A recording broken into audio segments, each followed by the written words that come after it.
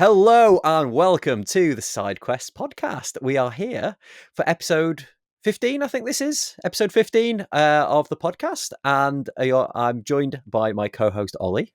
Hello, and I'm joined by my co-host Ben. Hi. So it's been a couple of weeks since we last did one of these, so I feel a bit out of practice, I'm not going to lie. And we are recording this one a little bit last minute as well. So this one is, we're recording this on the Saturday night beforehand, a little bit late on, but it'll be fine. We'll get it out on time. It goes out in about 18 hours or something, so it's fine. Yeah. Easy. We've done worse.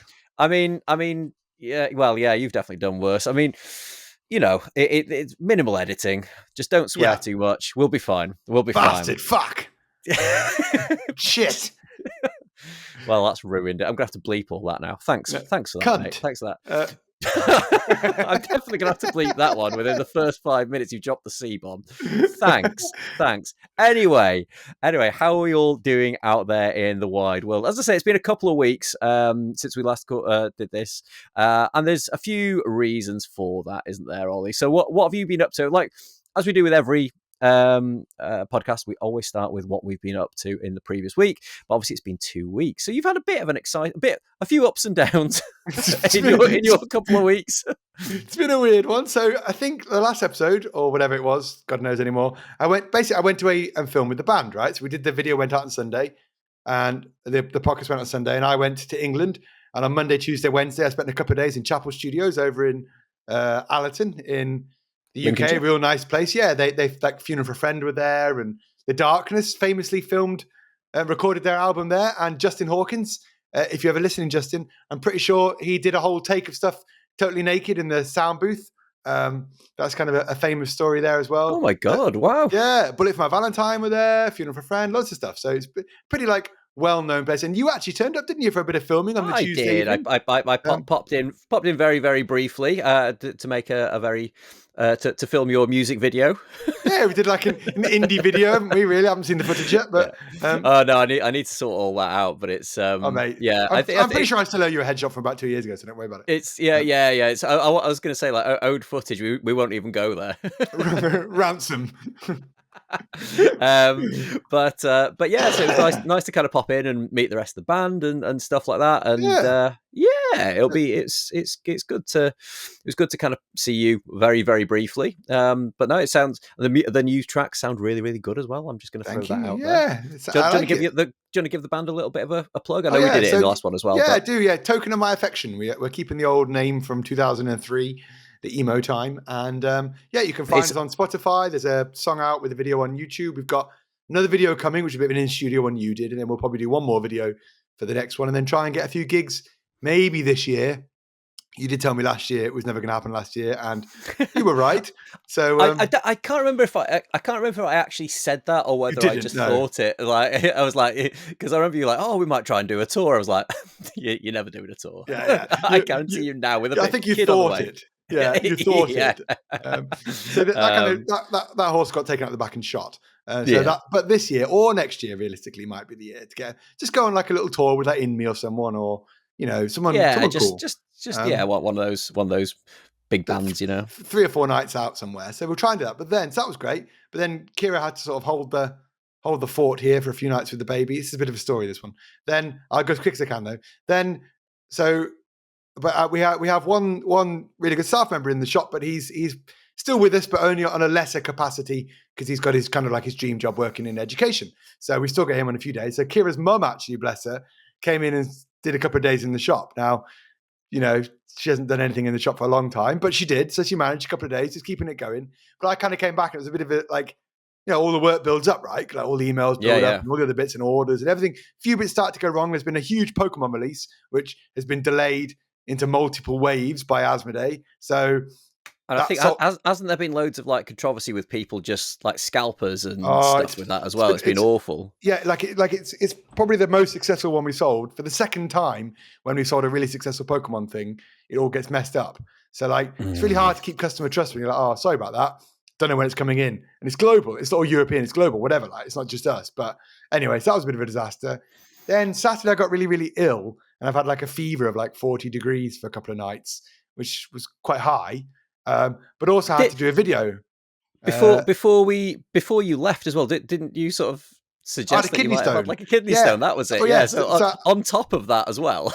Yeah. So I was like, I'm pretty sure I've got a kidney stone just before I left for the UK. So anyway, I get them quite often. So that happened. This is such a long, boring story for anyone who's listening. Anyway, yeah, I wasn't very well. So I came back with real high temperature. I was like, oh, it must just be flu. And then it'd been 4 or 5 nights or something. And in those times, I stayed up for about 38 hours to film a video. So it was like I'm filming in the studio till 2 because I had a real hard deadline on the Loot Studios video. And then, so, it's not the best ideal recovery when you're not well. And then the night after, I had like some other issues and stuff. And I went to the on-call doctor at the night. He's like, oh, I don't know, this isn't very good. He's like, you should probably go to like A&E. I was like, how desperate is this? Like, and he's like, well, if like, it is a kidney issue and stuff, then, it could be dead like by the morning. Yeah, basically. And he was like, odds are it's not, you don't know. But if it is, like, I wouldn't want to have had you in here and say, don't worry about it. And then your kidney like is gone. I was like, oh, okay. So I went to A&E anyway. And they were a little bit the same. So I was there for a few hours and then it was antibiotics and other bits and bobs. And I got home at like 6 and then the shop opened at 11. So I went to open the shop. It was about 5 minutes late. A few people at the door were like, oh, it's a shame you're not very well. Now, can you go set up our table and stuff as well? I was like, yeah, no worries. Me running around the shop, sweating and dying. And here we are now. Yeah, so I think we were going to record it earlier in the week, and I think we just sort of said, no, I'm just going to give you some time to recover from your couple of weeks of just absolute chaos. Because every day I spoke to you, it was just like, yeah, I'm dying, I'm really not well, really poorly. Yeah, thinking, could do the podcast, you lazy bastard. Yeah, it's like, yeah. Well, I'm glad you're better anyway. Well, I'm getting there. Yeah, we're still on some meds and still some bits and bobs, but I think we're about back now. Either way, the work carries on, doesn't it? So it does. The grind. I got the video out. Yeah. Got the video. What's the saying? Your duty ends at death, or something like that. Only in death does duty end. That's the one. That's the one. Yeah. I knew you'd know it. Actually, I've done nothing exciting really, except for sort of just avoiding, impending death. What about you? Have you done anything exciting? Yeah. I've not done anything exciting, but I did. I think in the last one I was like, oh, I'm on a really good hobby streak. I've like done a little bit of hobby every day for about 2 weeks. Blah, blah, blah. Oh yeah, and then like literally, as soon as like the podcast went out, like I just ran into like barrier after barrier after barrier. So my little one was ill, so he tends to not. I'm not saying that my wife is no good at putting him to bed, but clearly I'm the better parent, and he tends to prefer me at bedtime. And when he wasn't sleeping, I just put Anders to bed as well. It's the way. Yeah, exactly. The us modern dads, and fitting for our Dad Hammer episode. That was the last one that went out as well. People seem to like that as well. Should we just can we talk about that for just a second? People, yeah. Everybody, I think that was even though there's other videos that have had more views, that was the most commented on video that we've done. Well, so it clearly kind of hit it struck a chord with a lot of the dads out there and a lot of parents out there and things. So and a lot of people sort of saying in the comments, it's nice to know that I'm not alone in this. You're not alone, people, don't worry, it's awful for everybody. Yeah, it is awful for everybody. But yeah, so basically going back to my original story, my little one had been poorly, and he was poorly for about a week. So it meant that we weren't getting the best night's sleep. He was waking up sort of screaming and things.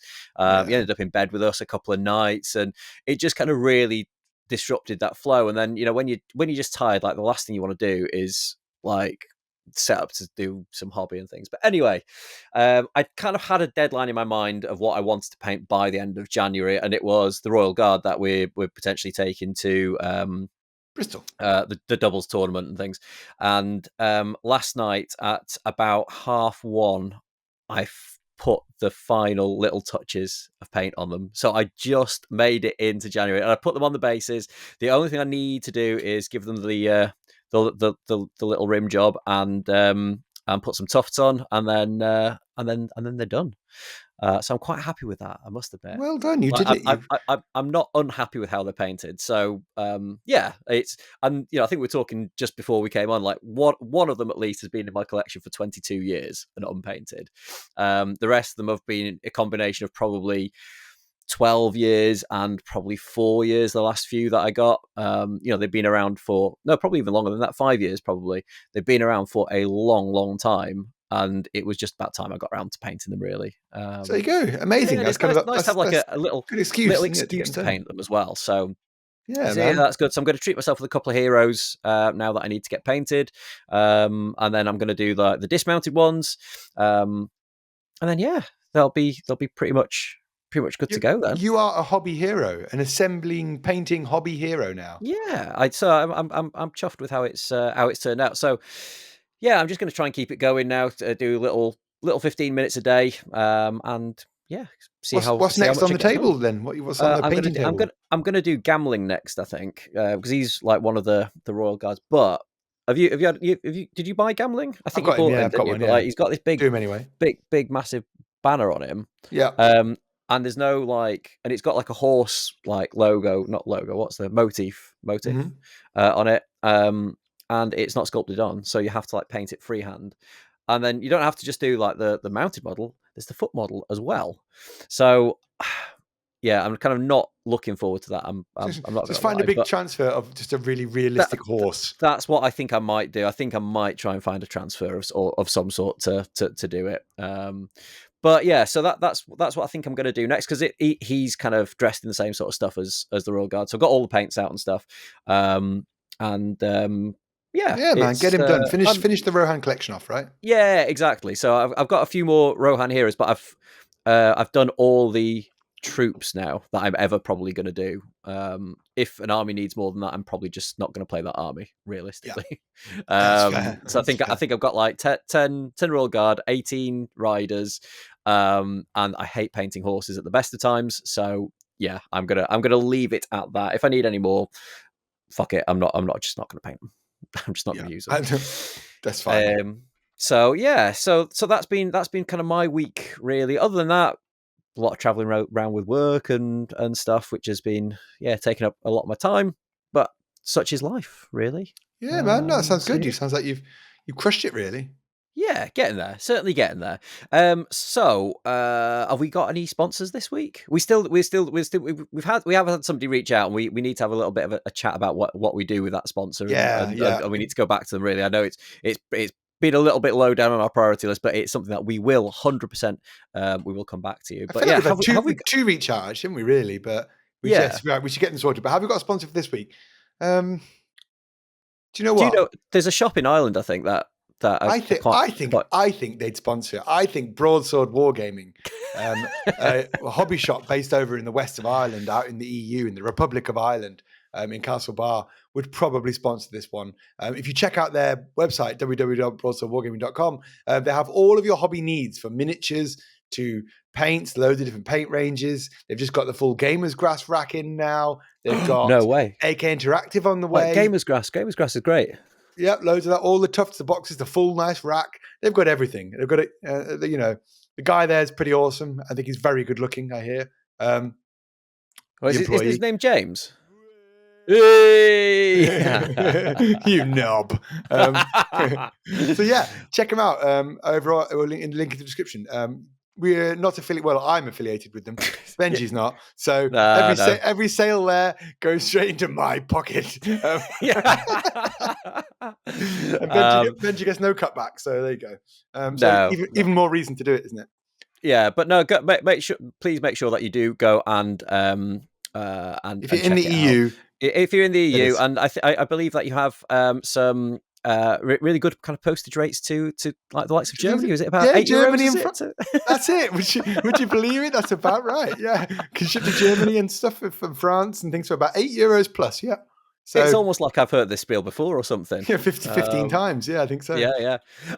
And so that's the end of the sponsors. But can I also just say we had our first patron, baby, yeah. Wait, have you got any sound effects? Rolling in it. Oh, we've got a new editing software. Yes, so that's exciting. I was going to kind of have a little play and find some stuff, but should I put dramatic piano on just to and then announce it? We have a new patron. Way! That music didn't quite fit, but whatever. It'll do. We'll get something better for next week. But yeah, we have Just Make Stuff. So thank you so much for your support. So we've actually got somebody in our Discord now who wants to chat to us. Yeah, well, they go till they actually start talking to me, and then they'll be like, "Well, this guy's weird." He's weird and boring. But yeah, to be honest, it was probably the worst week for them to join in terms of like Discord chats, because like between ill children and you being ill and away and everything, I don't think either of us have been particularly on the ball when it comes to it. So yeah, apologies. So yeah, if you want to join Just Make Stuff in our Discord, and you guys can chat with each other. If you want a friend, please consider supporting us on Patreon. I hate kind of banging on about it, but it kind of does make we do bang on about it, and everyone else does, don't they? But ultimately, the software that we use, it does cost money. We are massively down on this podcast. Yeah, but it's not going great, is it? It's not going great. No, like I don't think we've actually. Well, actually, other than the one Patreon we have, that's the only income we've made out of the podcast. So we are kind of massively down so far on how much this is costing us. But yeah, if you do want to support us whatsoever, please consider going and checking out our Patreon. I know times are hard. If you can't support us on Patreon, just leave us a like, leave us a little comment, give us a thumbs up, and most importantly, give us a subscribe as well, because that would go a long way to help getting us monetized and just kind of basically paying for the software. Like, this wasn't really kind of aimed at making like big bucks or anything, was it? This was more just for us to kind of like get together and chat bollocks and let people listen in on it, basically. If they want to. That was the whole kind of like purpose of it. But if it could kind of break even, that would be amazing. Yes, so make sure to drop us a support wherever you are from, and it's much appreciated. However you can, like, subscribe. We're still not at the 1,000 yet, which we need to get monetized as well. So if you're listening on somewhere else, head over to YouTube as well and drop us a sub on there, because that's much appreciated. Now, Benji, now all the shilling and stuff is done, 20 minutes in. Yeah. What's this episode about? Because we forgot to tell anyone. So yeah, we forgot to mention it at the beginning. So this episode is about cheating in Warhammer. So the reason that I kind of wanted to bring this up this week, and we're kind of a week late to the party, but there was a bit of a controversy in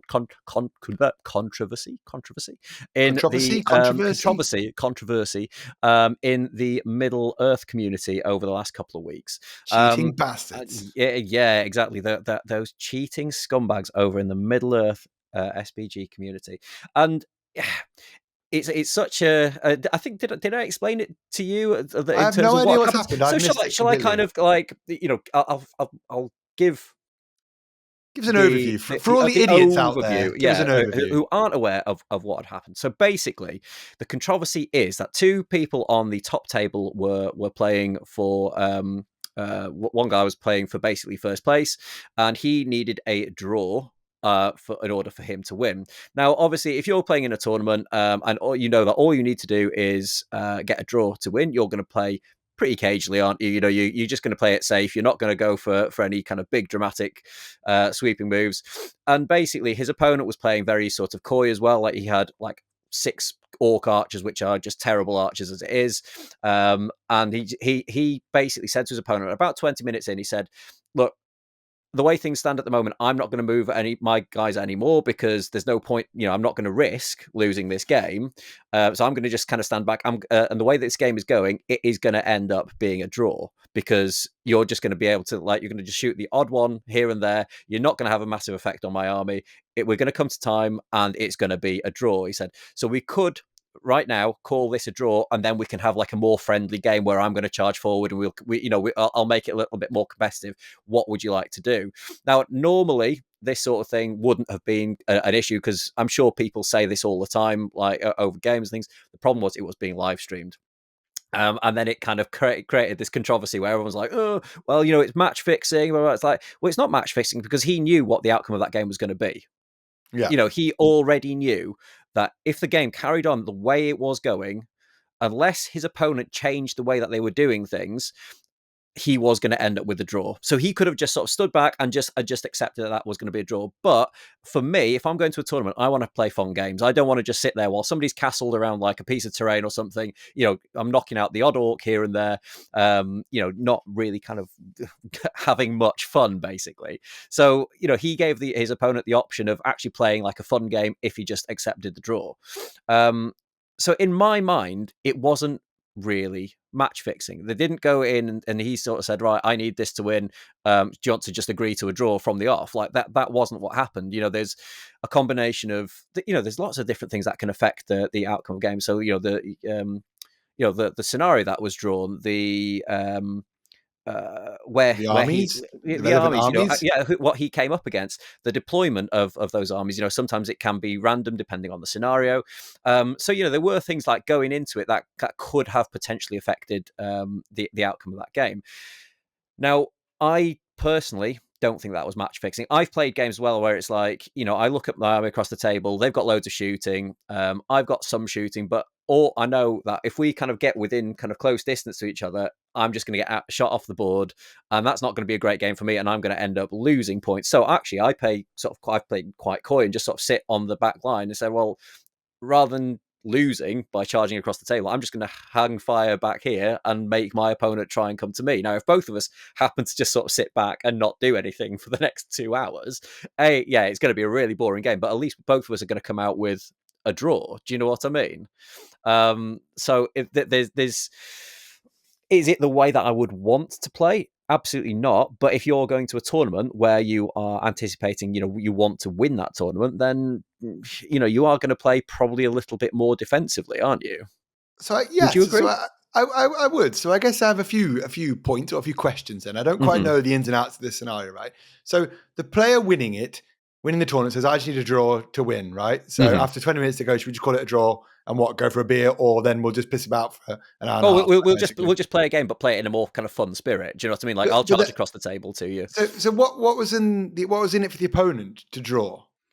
So basically, the way he was playing, he couldn't win. The best he was going to get was... Why not play it so he can win then?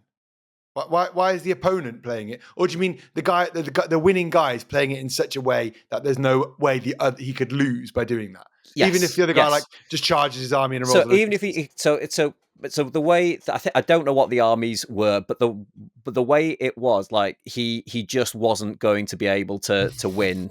I don't know whether the guy that was winning had like more shooting and was going to sort of knock things off the board. Don't get me wrong. He is a great player. I'm not going to kind of name names and things here, but I know he is a great player. I've met him a few times. I've not had the pleasure of playing against him, but he is a very, very talented player. He knows what he's doing. Doesn't sound like it'd be a pleasure to play against. It's we'll play for a draw or have a really boring time, or then we'll have some fun. But he is there to win. Do you know what I mean? It was a tournament and things. I guess you kind of suck it up then, don't you, and have the boring game. That's what you're there to do. Like, you're voluntarily playing a boring game. Yeah, exactly. And I think that's what he was offering. He was seeing it from his opponent's point of view. It's like, do you want to play a boring game for the next 2 hours? Or let's play a bit more of a fun game, which is what we've all come here to do. And we just call it a draw now.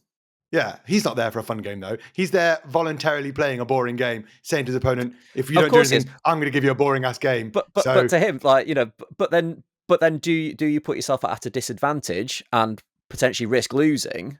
No. You just play the boring game then. You just be a boring bastard that no one wants to play against. Yeah, exactly. But it's a tournament. Like, I'm saying. But you're choosing to take that, right? It's like you've chosen an army that is doing that. So you've do you know what I mean? Like there's armies you can pick. If you're going to win a tournament, it's competitive. Of course, you take whatever's competitive, and that's the element of that. I'm not sure.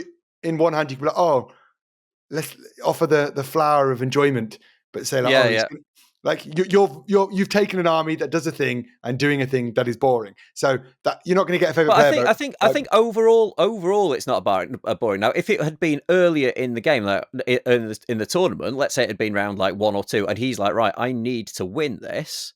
Yeah. Then he would have had to play very that scenario and that game very, very differently, because he would have needed to win. Whereas when it comes to the last game of the tournament, where all he needs to do is draw to win, he's like, why am I going to risk? Why would I charge my guys across the table to risk potentially losing this game. I understand. I get that. Would you say that that's cheating? No, it's not cheating. I don't think really you should be offering out at the top table a draw, like just deciding that's what's going to happen. I don't think that's particularly good. Like, if you want to win it, you have to win it, right? But I get it. I understand why you'd say, do you want to just like, this is obviously going to be a draw. Let's just call it a draw. I think, and I think, but then it's like, should either be like, we'll call it a draw and end it, or not be like, we'll call it a draw, then we'll have some fun, because that seems weird. So just call it a draw, then, right, bang, it's whatever, 12-12, there you go, off we go, we'll have a pint and go home early.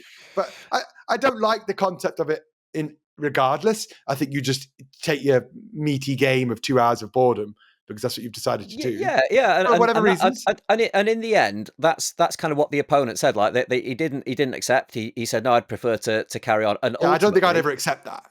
And ultimately, he ended up losing.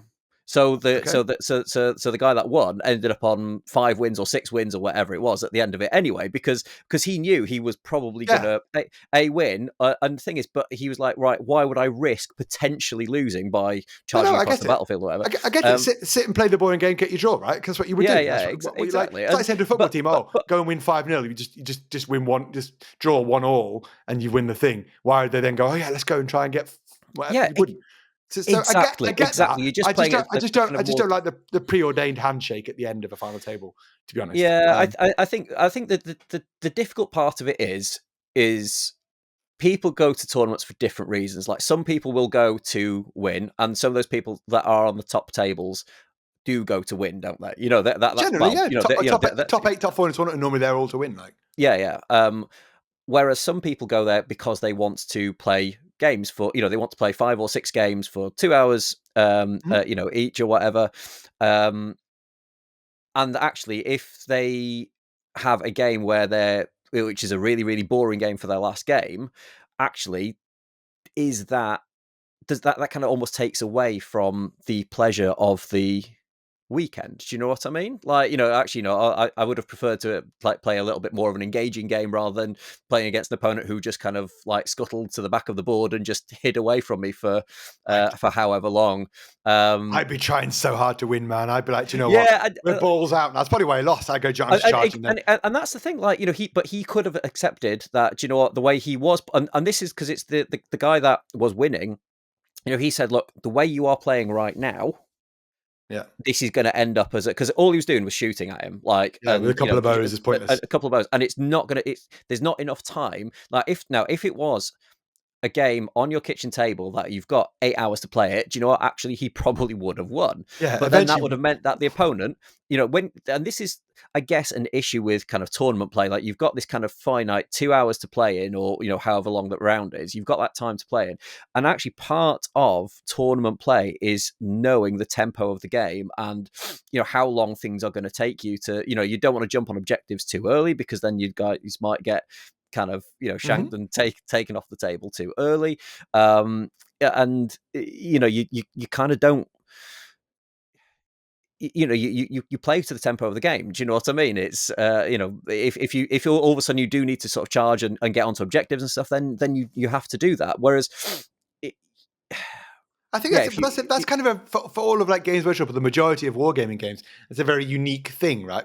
Most of them say, right, we've got 6 rounds, or fortunately, you've got 5 rounds, you've got to finish your 5 rounds, or Blood Bowl, you've got 16 turns each over 2 halves, right? That's just what it is. Where, as you're saying here, you've got 2 hours, right? And 2 hours could be 40 turns, whatever, right? I'm done, I've shot my 2 bows, you go, and that's it. So you could have, like you say, and then there might be armies that go, okay, right, well, I've got 4 turns left. I think we go, well, let's have 4 turns. Let's go, right, at the end. Or you go all in at the start and say, now try and kill my 2 bears. Exactly, yeah.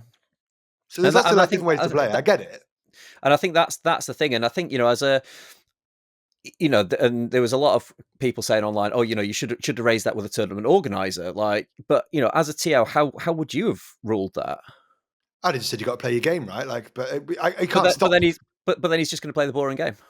Well, that was what is probably just going to happen anyway, right? Like, that's what ended up happening. And that's probably the correct thing to happen. And it ended up winning. Do you know what I mean? That's fine, but like, do you know what I mean? It's just, I just think it's weird to be like, oh, let's just take a draw, because like, there's not much in it for the opponent to do that anyway. Really, we could have just played a fun game afterwards. But then just charge and try and beat the guy. Do you know what I mean? And his opponent didn't accept it, which is what I wouldn't do. I don't know.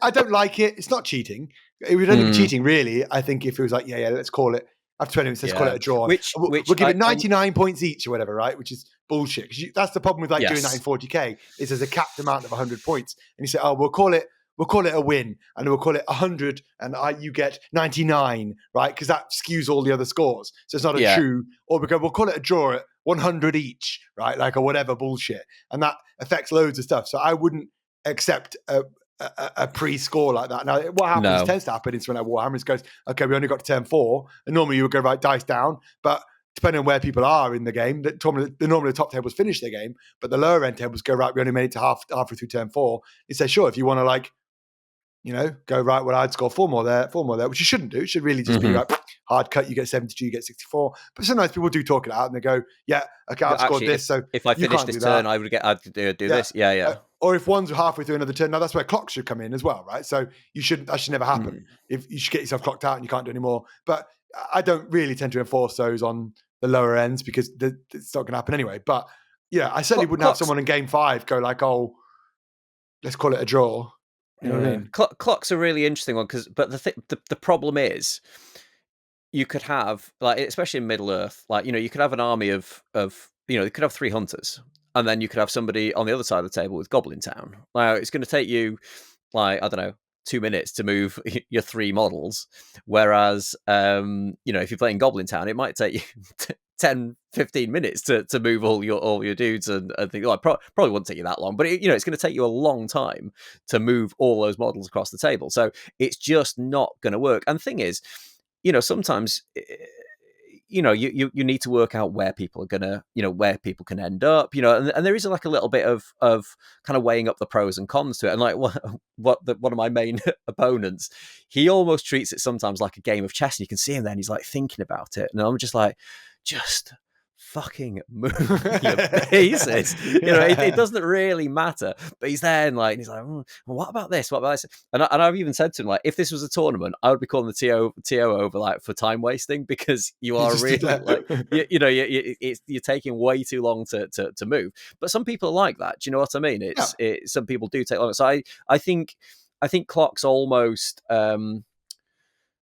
It's not like a game of chess where you've both got equal amounts of pieces. Do you know what I mean? It's I've played knights against orcs, right? Where I played knights back in the day. We had 3 big knights and 4 armigers, so I had 7 pieces, and 3 of them aren't moving.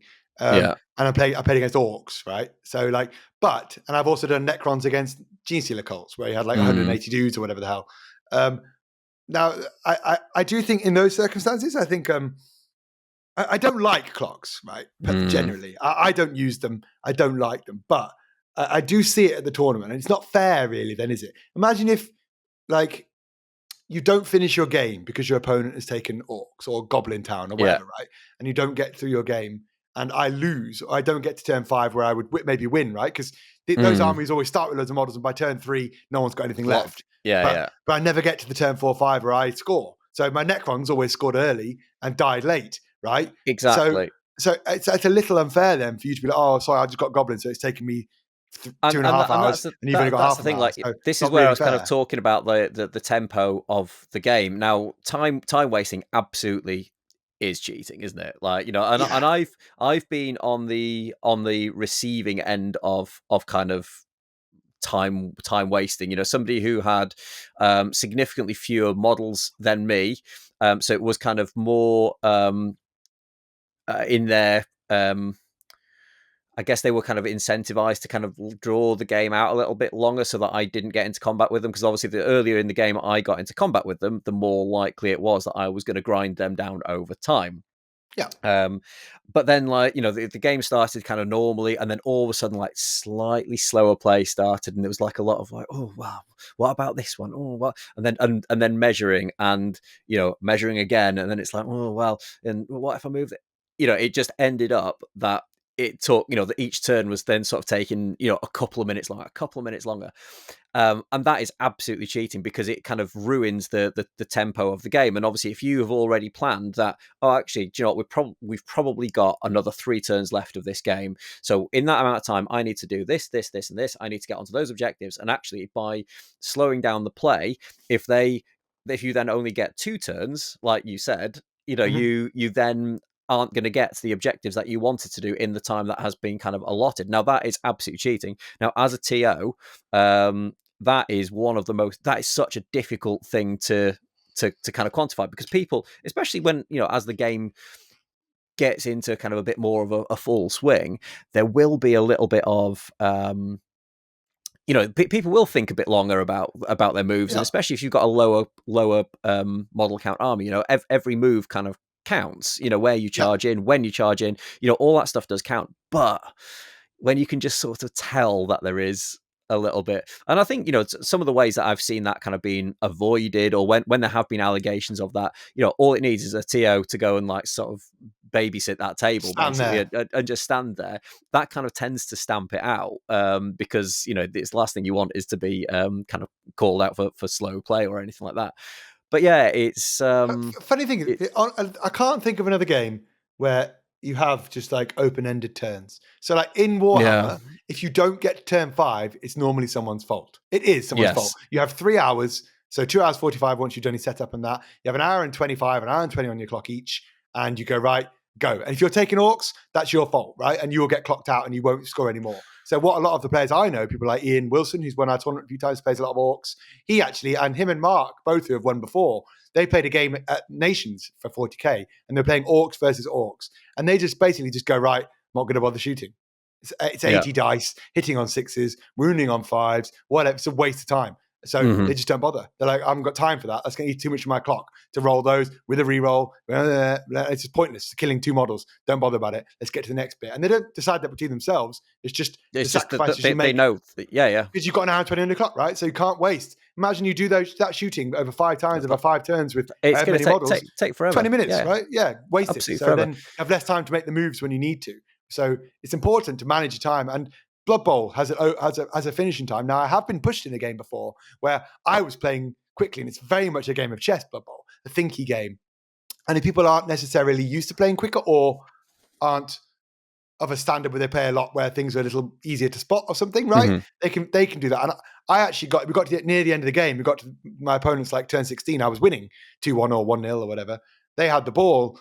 But the TO was like, you need to hurry up. I was like, it isn't actually me like being slow. Do you know what I mean? But I hadn't called them up, and we're at that point in the game. I was trying to be sort of fair and nice, but we're at the point in the game where it's kind of too late for me to go, actually, they've been slow. Do you know what I mean? Of this 2 hours we've had, they've taken an hour and 40 of it. Like, do you know what I mean? So that's my fault for not doing that. So it got to the point where I couldn't do much. And they're like, right, you've got like a minute, make your move. And I was like, so the turn had gone to me. It was my last turn 16 or something. So I had to just try and put up a defense. I did a shit job because I was just really under the time pressure. They just did one thing, kind of ran through and scored. And I was like, fuck, if I'd had longer to think about that, I'd have either done it or they should have been clocked and it wouldn't have mattered. Now, who cares? I got a draw. It's not the end of the world. But like, it does matter. So there are games where time is so important, and how you manage that time is up to you. If you take a big army, that's on you to play it quicker. If you take a small army, it's on you, like with knights or the 300s or whatever. Yeah. Like if I misplay a knight, it's huge. That's right? Huge. Yeah, absolutely. I've only got 7 models or 5 models. So if I put one in the wrong spot and don't charge or whatever, or don't make sure I forgot to put someone on an objective or don't cover something, then that could be even more wrong than having 100 models and playing 20 of them wrong, right? Like it's brutal. So yeah, time is like a funny thing. And like I say, it's hard to TO, and it can be used to cheat, but it's hard to prove that. Someone just takes a long time. I can't say, well, you're doing that on purpose. Like, I'm going to say, right, you can't do that anymore. You've got 4 minutes till your turn is over, and that's it. And that way, we'll give you 4 minutes, each of you, to do whatever you want with. And that way, we'll get 4 more rounds in, like we said you would, done. Your 4 minutes is done, that's it. You're putting your dice down, no more fighting's happening. And that's your problem. Or, right, you just don't shoot now then. Do you know what I mean? You decide what you do with that 4 minutes. So that can be done. But again, that doesn't come until later, and it only really tends to be those clocks get called on like game 5 or 6 or whatever you're playing, right? The penultimate game and the final game are where people are like they're most sweaty. So that's where like these things matter exactly. No one cares game 1; it's a laugh. And Yeah, exactly. It's like, if you're a good player as well, your odds are you get drawn against someone who if you're winning, inexperienced, less experienced generally. Only occasionally I've had the two like winners knock each other out in turn one in round one or whatever. But yeah, normally by game 4 or 5, you're playing against people who are pretty good. And so then they don't bother turning up for game 2. Then the losers, like, so, I've already lost stopped it. So yeah, exactly. So game 4 is when you got all your drops as well, right? Day 2, people just like people who want to win who don't, like they're the kind of tryhards. So it's like a funny sphere of play. But yeah, it definitely can be cheating. And I think, just kind of going back to this, like obviously we're talking about kind of tournament play here. This isn't like sort of casual games generally where you have because obviously you're not under the same necessary time restrictions or anything if you're just there for a casual game. And if me and you are playing Lord of the Rings, I'll probably having a beer and it's going to take us like 6 hours. Yeah, exactly. And you kind of the game comes to a natural conclusion, whereas in a tournament, most of the time it will come to a natural conclusion. However, there may be the odd occasion where it doesn't, like this kind of castling, which was kind of likely to happen. But yeah, have you ever had any other instances of cheating against you, or have you seen any other instances of cheating at any of your tournaments? Yes, not at my tournament specifically. The only thing that I don't know really if this counts as cheating, you tell me, or you audience members tell me.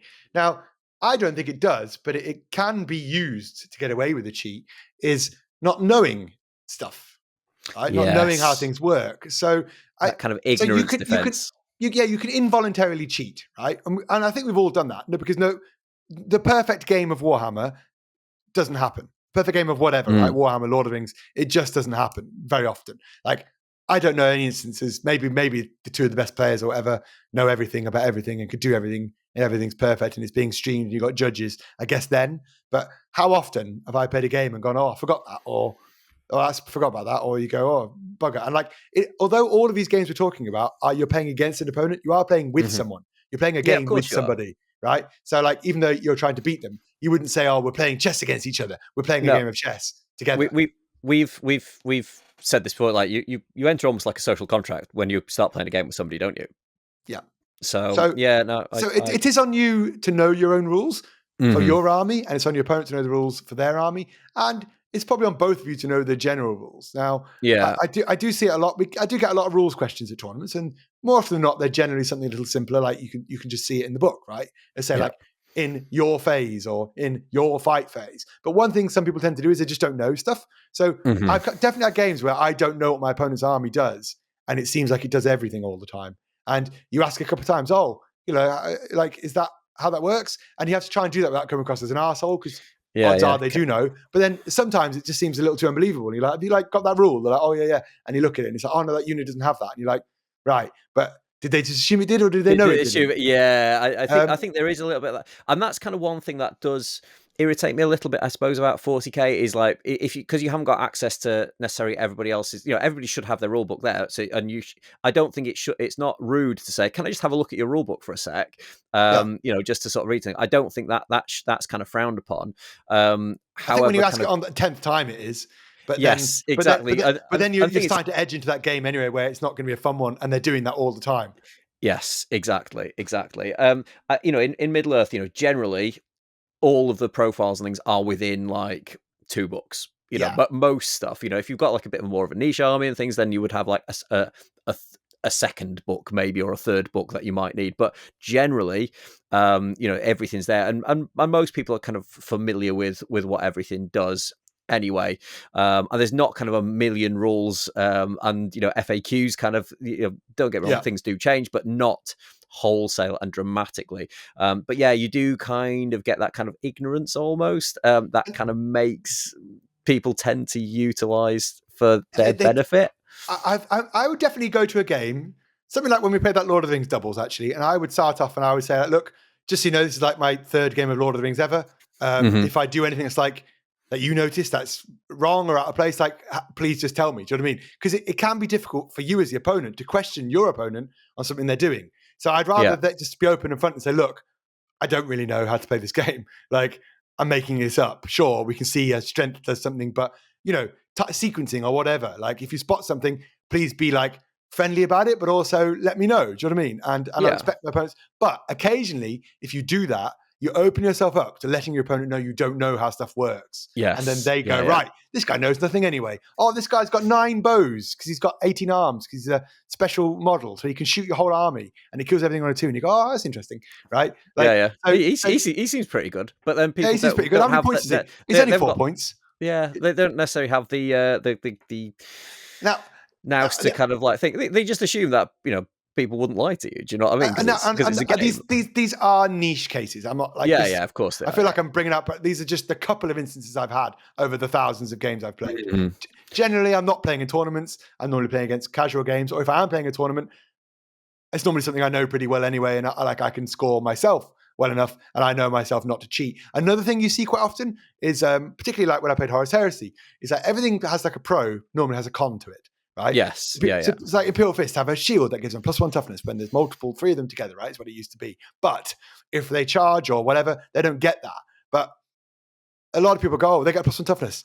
And then it's like, but they forget, or like, oh, well, you can't actually take like 2 fast attacks in that army because that's the detachment. No, they're looking at, oh yeah. But so people, they often look at the pros of things and forget. Now, again, I don't think it's intentional most of the time. I think it's just a fuck not to remember. And you go, oh, that sword does 9 attacks. So you just remember that. But you don't go, oh, 9 attacks when X, Y. Do you know what I mean? You don't always look for the downside because like our mind works that way, doesn't it? We go, oh, this is a cool thing. I'm excited to use that. And you forget. Because there's like one weapon out of 50. So, more often than not, I give people the benefit of the doubt. I'd say there's only been 3 games that come to mind that I've played that I've been miserable at. My opponent's like on the border of just cheating as well as just being beardy and a bit of a dick and like a real rules lawyer and like really particular about stuff and like doing things that are sort of fine, that are legal kind of. But still a bit like just like shit play, like a shitty thing I would never do. But that's kind of what happens sometimes because not everyone plays the same game, right? Some people are there. Yeah, exactly.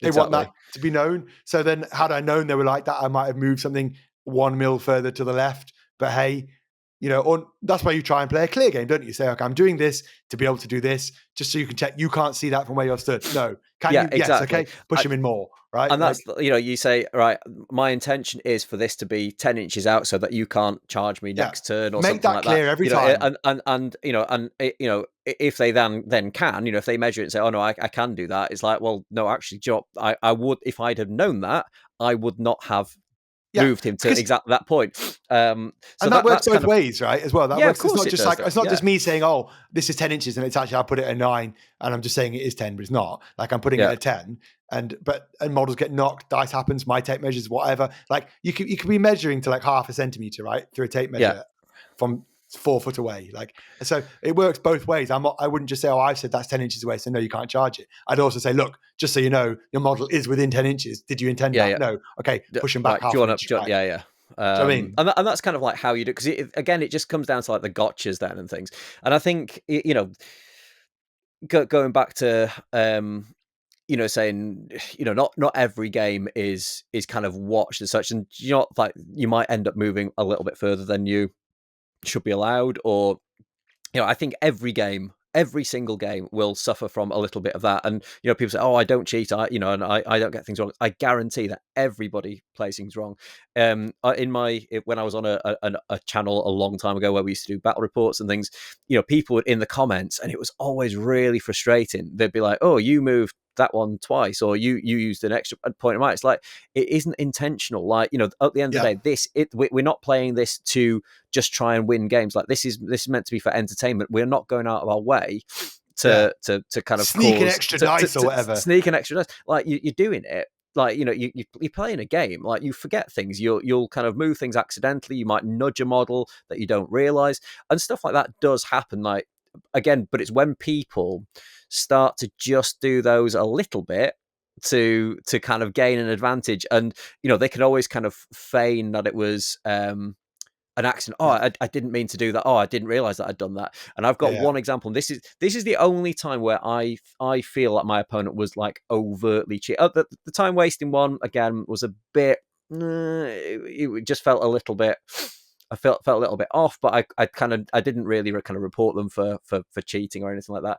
But the one time that the guy and it's quite ironic actually, because he constantly harps on in one of the Middle Earth groups about how he doesn't like playing in tournaments because people keep cheating against him, and he's the only person that I've played against that has cheated against me. And what he was doing, he had a big horde army. It's why I don't like kind of big horde army playing against big horde armies. And what he was doing is like had them all across his table. He was like going to one side of the board and just moving a couple over there, and then he'd go to the other side of the board and move a couple over here, and then he'd go back, and he's going backwards and forwards. I was just like, mate, you start from what, like, if that was me, you know where your key ones are, which ones you need to kind of tag off, and then you kind of move everybody else. And it got to the point where I was like noticing that a couple of me, like, he was moving them twice. So he'd like move them at this end and move them that end, and then he'd go back to this one and he'd move them again. And I'm like, mate, you've already moved those ones.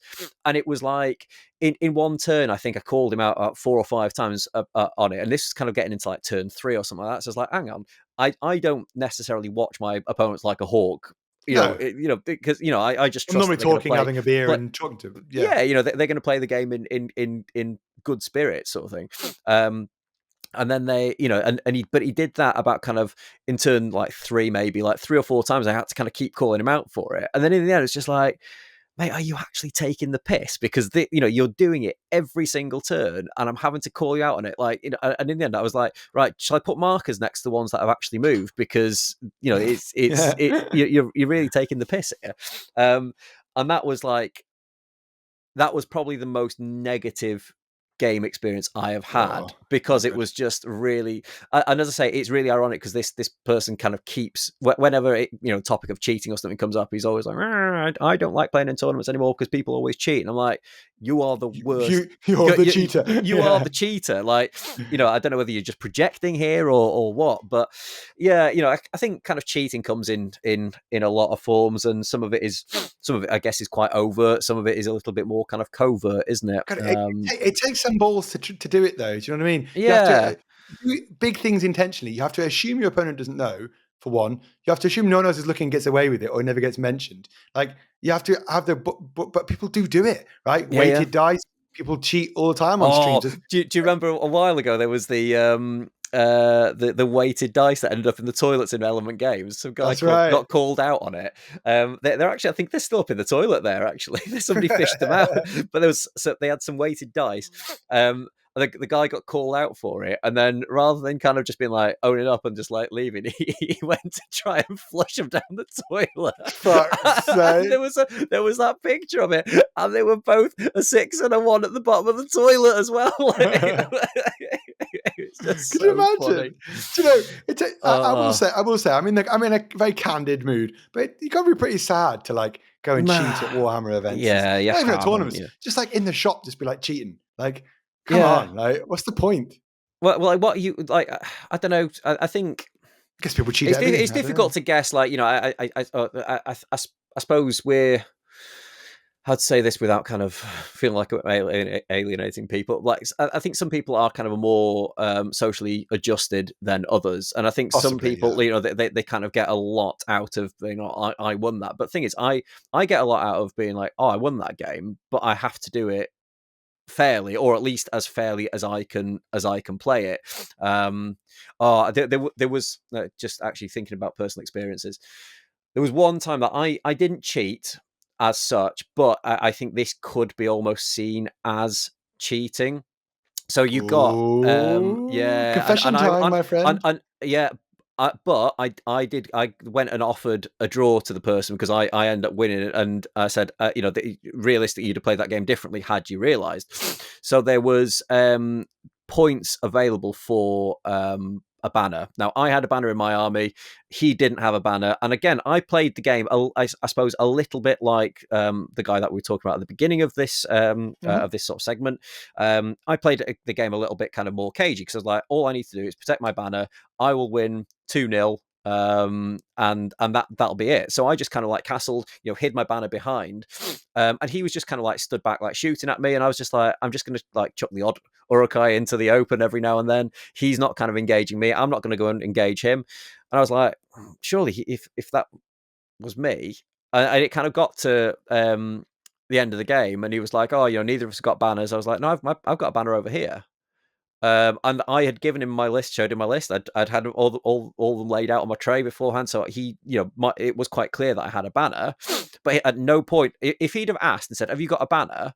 and I'd said no, then yeah, absolutely, that would have been cheating. But he never even asked me. I assumed because I'd handed him my army list. He'd seen my army kind of laid out. He probably should have checked if I had a banner. But I think it only kind of dawned on him halfway through. It was like, oh, this is probably going to be a draw.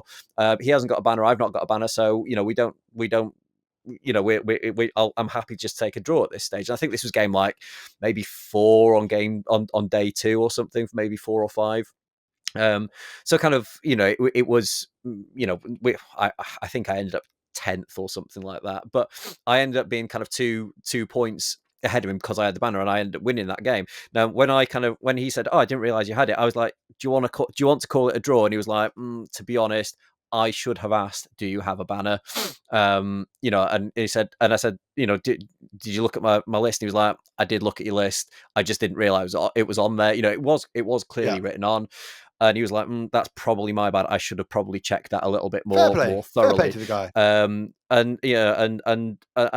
I felt like it was a bit of a hollow victory, though. Do you know what I mean? Like, because I think he would have played a very, very different game had he come at you, right? Kill the banner. Yeah, exactly. Whereas, but like, I had my there was like a building like this, and I just had like castled around it. Like, it would have taken him a long time to get through all my Urukai, but there was still, that's how he would have had to play it to even end up with a draw. It's a funny one, isn't it? Because there's things like that, situations as well. Now there are like that's not your fault. That's not cheating. You offered him the draw at the end. He could have asked. You could have said, but like, are you meant to go? Okay, just so you know, I have a banner here, so I'm going to win. Do you know what I mean? Are we meant to do that? I don't. Yeah, and I think casually, yes. In a tournament, probably you probably don't give them that there. But then there's other situations like that too, right? So, like when you kill a squad, or what you think you do, and you're standing on your side of the table, and there's an L-shaped ruin, and there's like one model left in there somewhere. Oh yeah. And it never moves all game, or something. You never knew it was there. Or, do you know what I mean? Stuff like that. Like, is it your opponent's onus to tell you about that model? I've still got one guy, but I don't know. Like in hindsight, asked, but then, yes, probably not. If they've not asked, your problem, isn't it? Pay attention. Yeah, exactly, and that's the thing. Like, should I have had to? The thing is, it wasn't until we were kind of tallying up the points that it kind of like became evident that I was just playing like the kind of the defensive game. Do you know what I mean? It's like all I need to do is have a banner left and him not, and I'll win this. Do you know what I mean? That was my kind of game plan all along. And like, as I say, he knew that I had a banner. Well, he clearly didn't, but I'd given him the information at the beginning of the game that I had a banner. And it did to me kind of feel a little bit like a hollow victory. I felt like it wasn't. And as I say, I did kind of offer the draw in the end, but he didn't take it. So no, I should have asked. I should have looked. I should have come around to your side of the table to have a look at what was going on. But these things get missed, and it was. I guess the correct thing from both of you to do, to be honest, though. Yeah. I think if somebody well from both parts. If somebody had offered that to me, I would have said, "No, do you know what? Again, that's my bad." I don't think I'd ever take it, right? Yeah. I'm sure if you offered that to some people, they would, and not. I'm feeling harsh today. I'm feeling in a harsh mood. Do you know what I mean? Yeah. I'm feeling very black and white today. But the reality is, like, this is all so rare and it's so uncommon. And like 99.9% of my games are just nice, and you just have a nice time, exactly, whatever. And sure, sometimes you might not like click with your opponent, but that's okay. We're just all people. That doesn't mean it's a bad game. It just means like, can I give? I've actually got one more. I've got. Do you want one more? This was. I wouldn't say it was cheating, because it wasn't cheating. It was just. Oh, I hope he doesn't listen to this, but he was just an imbecile, because it was at Warhammer World. And it was a scenario where you have to pick a hero, an enemy hero to kill. You have to have one of your heroes to save, and you have to nominate a piece of terrain which you have to have more models in than your opponent at the end of the game. I think those were it. Is it all hidden, like, as well? Is it one of the hidden ones? Yes. So you write it down. I like that. We did that in the doubles, didn't we? Do you remember? I like that. Yes, yeah. You like it. I hate it because I'm just like, it's just so. Like, I think it was a bit easier for us to with our army, because they were like, if it's not him, it's him. Isadora captain. I'm pretty sure they're picking captain. Yeah, we played against these people that helped defenders of Helm's Deep, right? They had about 9 characters. So like, we wanted to kill different ones or something. Do you remember? And we can't talk to each other. And I think I always knew I was going to pick the woman or the child that I was going to kill. Do you know what I mean? Two defenders. Or the old man. So I just figured you'd pick one, and I hoped you'd know me well enough to know I'd pick the woman or the child. You'd pick the other first. one. Yeah, you'd kill the child. And I did. But essentially, this guy, and like we played. I wrote mine down like on my notepad, and like what I always do is like I'll put it in like the back page of my notepad, so then I can keep, because I track stats and stuff as well as I'm going through. I track my might, will, and fate, and I track my opponent's kind of stats as well, because I like to know where they're up to, and then they can't turn around and say, oh no, I haven't used that, because again, there is a little bit of manipulation of stats, and so it's like, oh no, I didn't use that point of might earlier in the game. Which again, mistakes happen, and it's just easier to make sure that everybody's kind of recording the stats. I don't think that's an arsehole thing to do. Do you think recording other people's stats? I think it's a way of kind of tracking it. But basically, I wrote it in the back of my notepad. We played out the game, and we came to like tally up the scores, and I was like, "So who did you write down?" He went, "What?" I was like, what did you, who did you write down like as your hero to kill? I was like, oh, I didn't write anybody down. I was like, so we just played the entire scenario out, and like I think I'd lost. I can't remember who I had, but like let's say he'd killed my captain, who was the only like one of the guys that I think I'd lost one captain. Faramir was still alive, and somebody else was still alive.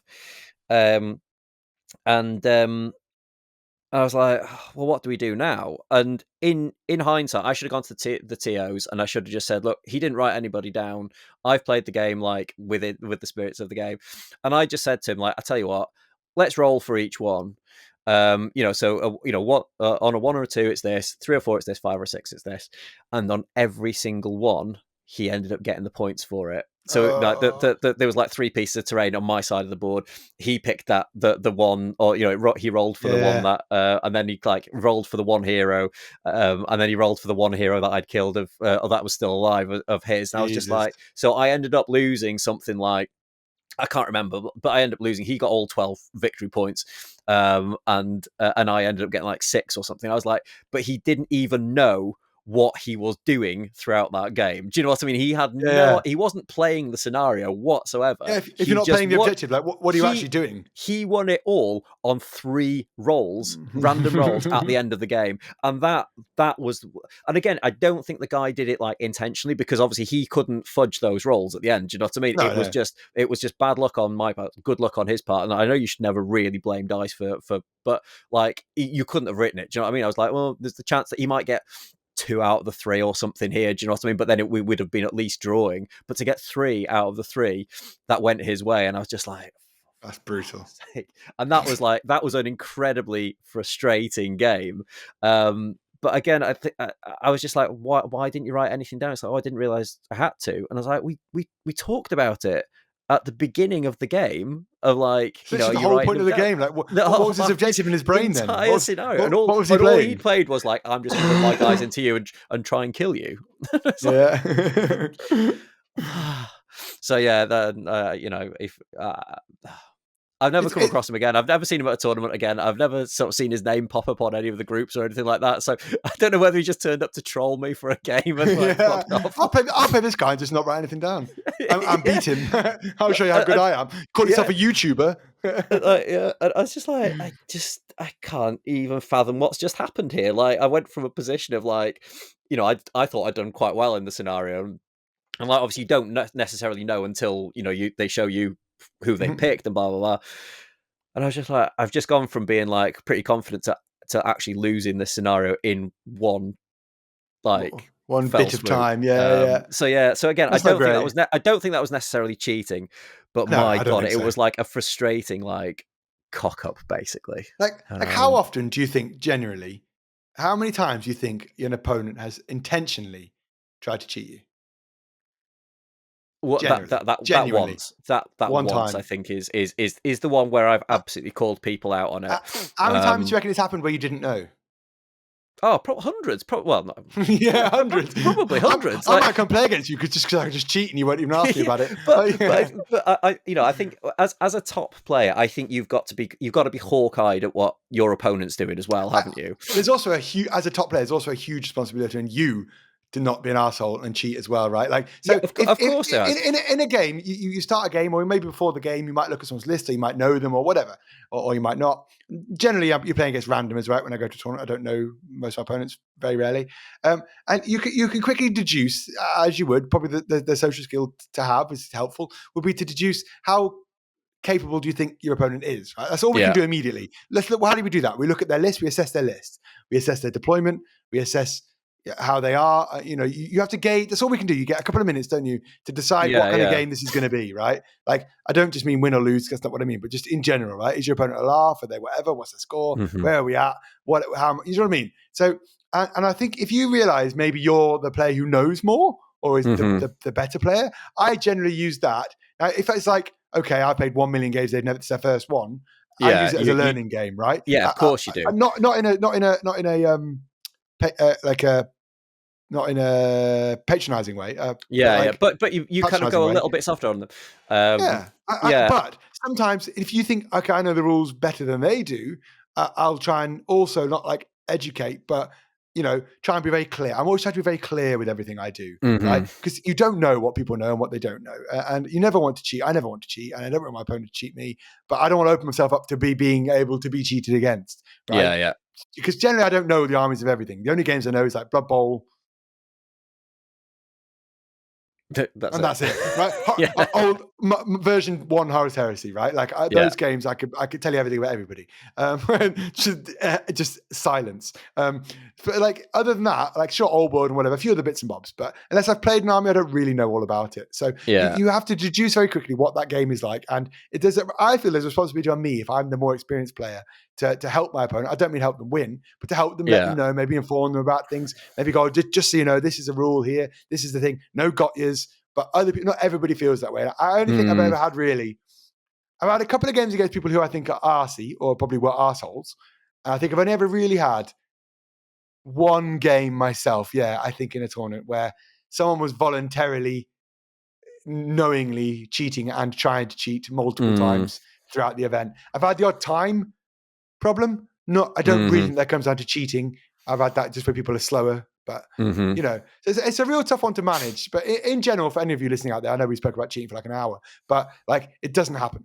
It just doesn't happen. Yeah. I think the only thing we see are just you not knowing all the rules and making mistakes, because that's human. And it's a game of human error, right? Where there's 40K, 1 million rules that all interact differently with everything else. It's so easy to get, and I've done it. I'm sure many games I've done stuff wrong by accident, right? But most of the time, when I play a game of anything, I tend to learn something. Nearly every game, I come away from a tournament going, no, do you know what? I'm glad I went because I learned this is the thing. And then the next one, someone tries it and I say, wait, I used to do that. And then someone told me he's on page 50. There you go. I remember this happening against me, and I don't class this to be cheating really, but like somebody, when I was kind of, I wouldn't say I was like a beginner. I was like sort of fairly inexperienced in kind of the competitive side of things, and they used this guy's amazing. Oh, the stuff that he's going to do. Oh, he's my favorite character. I'm going to charge him across. I'm going to do, and it was almost like a double bluff. Like it was like, this guy's amazing. So I was like, fuck, I need to keep an eye on this guy and like what he's doing with that guy, because clearly he's talking about it quite a lot.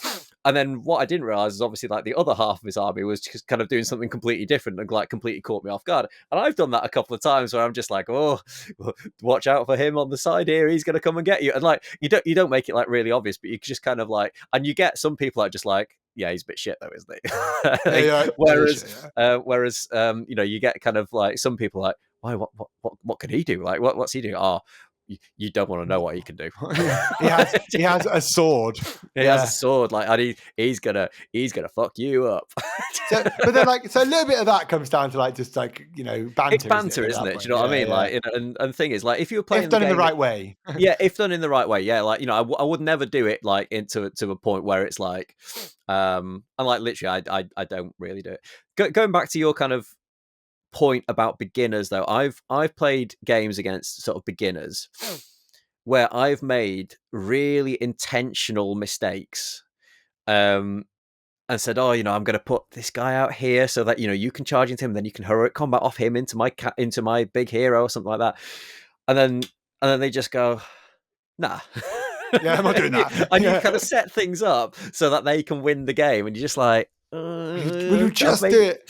Just if you just did this, like, oh no, I'm going to do that. And I had one, and don't get me wrong, it looked cool. Like there was a guy, and he's fairly new to the game. He played a few games, he knew the rules, but he set up his army, and it was Theoden and like Riders of Rohan, and he set it up in like the V from Nice.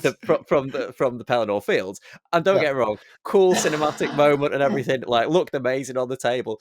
But like literally, he kind of came in and like literally, I just jumped people on. I was like, Theoden's like wide open there. Like you might want to move him back a little bit. So no, I'm charging in. I'm charging in. It's like, yeah, but you're not charging him because I can charge him this turn. I was like, no, it'd be fine. And I'm like, do you play against people and sort of say and do things that you really kind of wouldn't do, or and I was kind of even pointing things out. It's like you might want to kind of charge them all in at the same time so he's not kind of wide open, and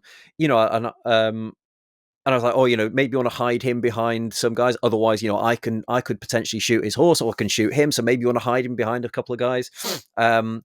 And he was just like, "Nah, I'm just going to charge it in as like this massive V formation." And it don't get me wrong, it was a cool game, and I ended up, I did end up. I think it kind of came down to kind of like a close game. It was like 2-0 or something like that. Yeah. But that it took a lot of me making a lot of mistakes and leaving things wide open and not taking advantage of things, maybe not doing a banner reroll, or forgetting to shoot some of my bows. I forgot to charge last turn. Yeah, exactly. Yeah. Oh no, I'm just going to leave them where they are, 5 inches away, even though I could charge in right now. I'm just going to leave them where they are. So next turn, hopefully, if you win priority, you can charge in on me. And you kind of leave these opportunities open, and sometimes it's just like you can lead a horse to water, but you can't make them drink. That's so true, man. Like it's savage in some games when that happens. One I find that happens a lot in is Blood Bowl, right? I play a lot of that. And like Blood Bowl is just it's not what people think it is. I think when you're new, it's just you want to just beat people up, right? Yeah, and that's fun, and that is what it's about. But like when you move on, it's about more than that, right? It's about dice mitigation and stuff. It's actually a pretty tedious game. Yeah. Like that's what I've heard. It's like it's quite a. It's tactics at the end of the day, isn't it? Do you know what it is? It's the barrier, the skill learning curve, right? If you're new against someone who's not new, it's just awful. And you have to play like 30 games before you're like, actually. And it takes it's such a long game. So if you're new again, oh Jesus! If you're new, if I'm playing against someone who's not played much, and like we're playing in a situation where a tournament, saying I want to win, it's just an awful experience. But I don't want to give that to somebody. So sure, rarely does it happen. Most people just want to know what they're doing. I've been to a tournament where I didn't know what I was doing, and it was kind of an awful experience for me. Maybe not playing again for 2 years, but you basically get to a point where it's like, okay, you play for fun, and then it's like, right, you know stuff now, so you have to do that stuff because you know how to do it. And then if you're playing against someone who doesn't know those things that you do, then you teach them, or it's depressing. So but I've definitely played against the Blood Bowl people. Like, we'll have a game. I'm like, oh, okay. And then they're like, there you go. I'm just looking at it thinking, I could just hit your ball 4 times in one turn and probably just take your ball and score next turn. But so then he said, oh, maybe move that one there, do this. And then I ended up playing against myself. And it's like, yeah. And so he's trying to teach people why stuff does stuff, not just tell them, right? So you put that there, and if you put 4 players in each corner, and this, but they're still trying to work out what a tackle zone is. So that's a very different game, right? That's a learning game. Yeah, of course it is. Yeah. But there are situations like that when you're playing against someone that says, I'm putting mine in a big V, and you're like, that's terrible, but it's fun. Yeah. But it looks cool, but it's a terrible tactic. It's all part of it, isn't it? But most of the time, man, all my games are in the shop. As I say, in the shop on the downstairs table, at the end of the day, how many tournaments have I played in where I've kind of noticed and had a bad game because I've noticed people cheating? It's minimal. Do you know what I mean? Yeah. It's that one game that kind of springs to mind. That was the only one where I was just getting frustrated with somebody. I don't think it happens that often, and it's such you just move on. And the thing is, the next game you might get a brilliant opponent, and it just kind of odds are you will.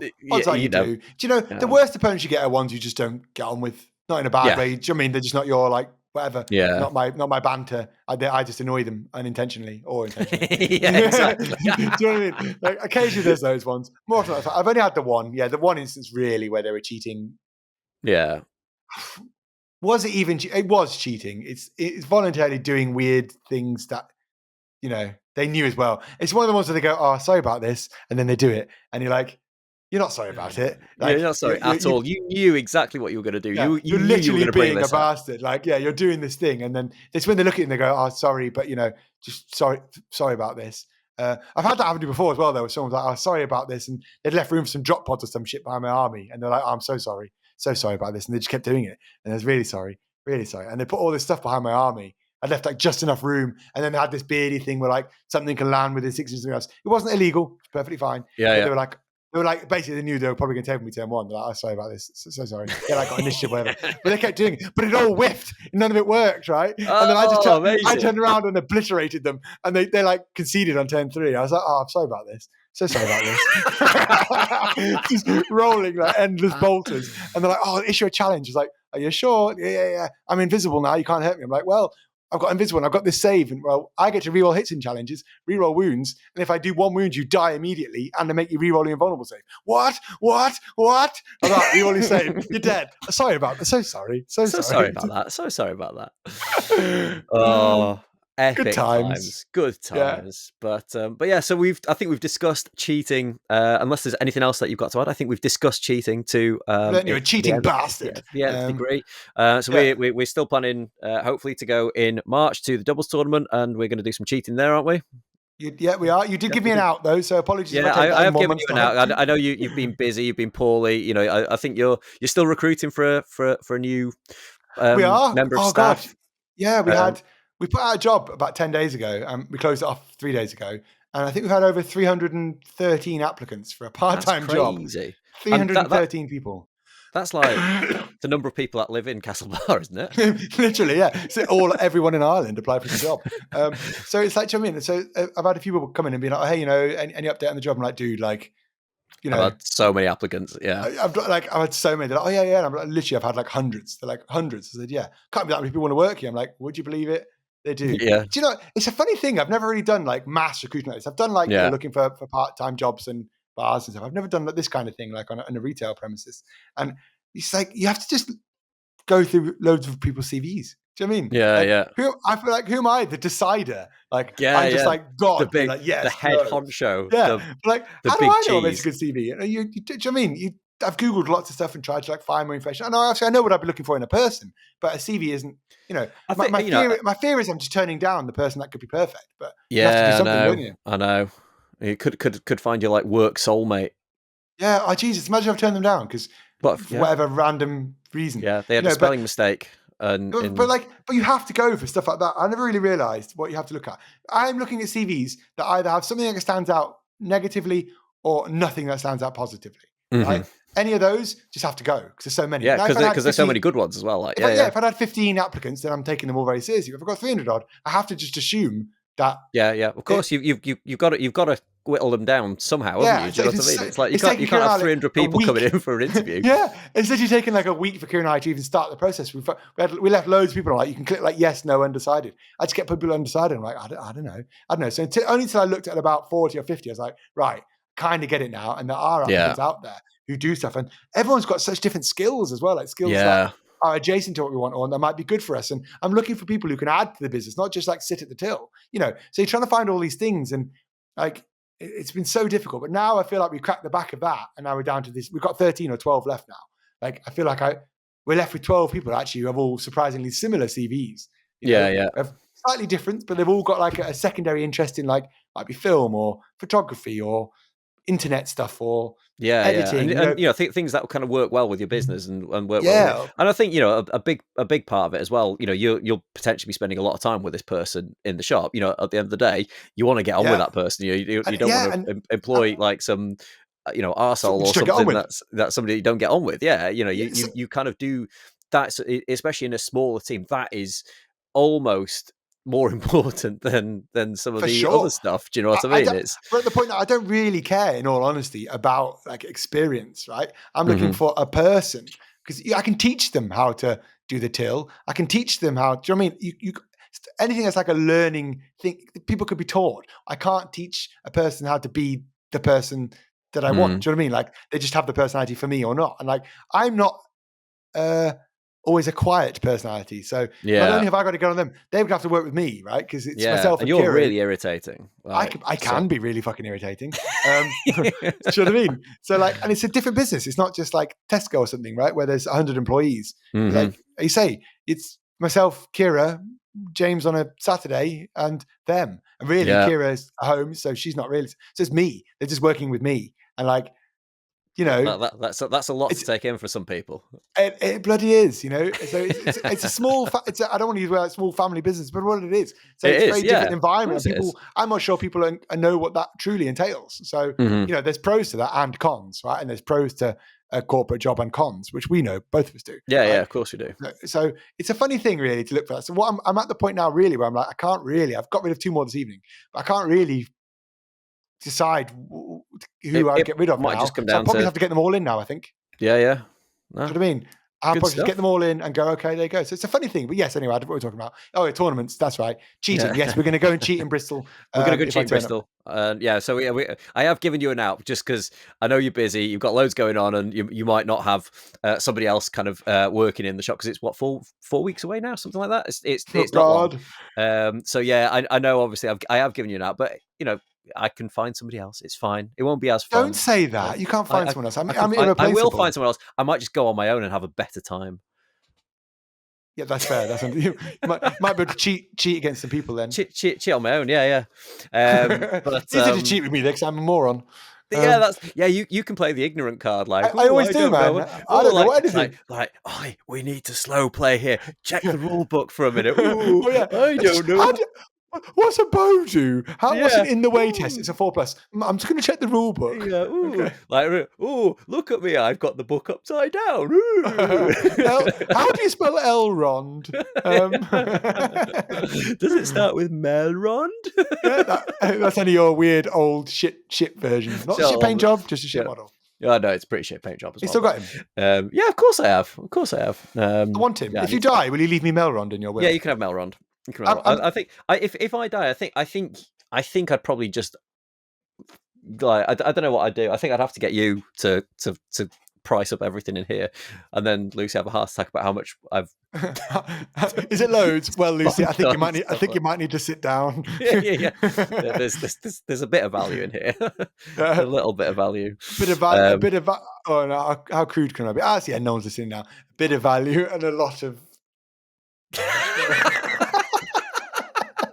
A lot of jism. I'm off to work. Clean it up for me.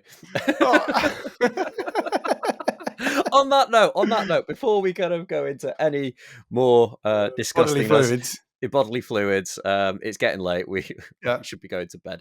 But yeah, thank you so much for watching. I hope you've enjoyed this episode. It's actually been. I feel like we both kind of started it a little bit flat, but I think we've like woken up a bit now. I think I've just lost the plot again now. Meds are kicking off. Delirious on your medication and kidney stones. So thank you so much for watching and listening, whichever platform you're on. Please do make sure that you do go and give us a subscribe, because we would love to get this monetized and paying for itself eventually. And we will be back hopefully next week with the next episode. We will not be keeping you waiting 2 weeks. Hopefully, fingers crossed, all being well for the next episode. We will. We will. No, we've broken. We did loads in a row. What more do you want? Yeah, we've done a couple, missed a few now. So I think we did say we wanted to get to 20 without missing one, but we've missed 2 now. But we'll try and do a better job of it. But as I say, thank you so much for listening and watching. Ollie, have you got anything to add? Yes, thank you, everyone. Do make sure you like, share, subscribe, wherever you are, whatever platform you are. Leave us a review if you're on whatever platform that does reviews. And also make sure to check out the Discord in the link below, because, of course, that's where you can guide the channel, guide the podcast, I suppose we should call it, by letting us know what episodes you like, what you're interested in. You can ask us some questions, and we'll answer those as best we can. Maybe slightly delirious at midnight on Sunday or whatever day it is. So we'll do that. So do make sure to support us, because it means a lot to young Benji and I over here. He's also got, another one on the way. So we'll have to sell all his toys soon, and we won't be able to talk to him in about a month's time. Exactly. So, yeah. Do you know what I mean? You need to keep Benji. And also, my headphone look has still not fixed. I've had to turn my microphone, scrape a bit inside out, because the other side's all stained now. So my gear is literally falling apart. Why is it stained? I don't know. The baby's been chewing on it and messing around with it or something. It's inside out now. Looks like a glove. Lovely. Yeah. So with that, we'll catch you guys in the next episode. My name's Oliver. And I'm Rose Ben. And we've been Side Quest Podcast. Woo! Amazing. Terrible. We will get better at that. All right. Bye. Bye-bye. Bye-bye. Bye-bye.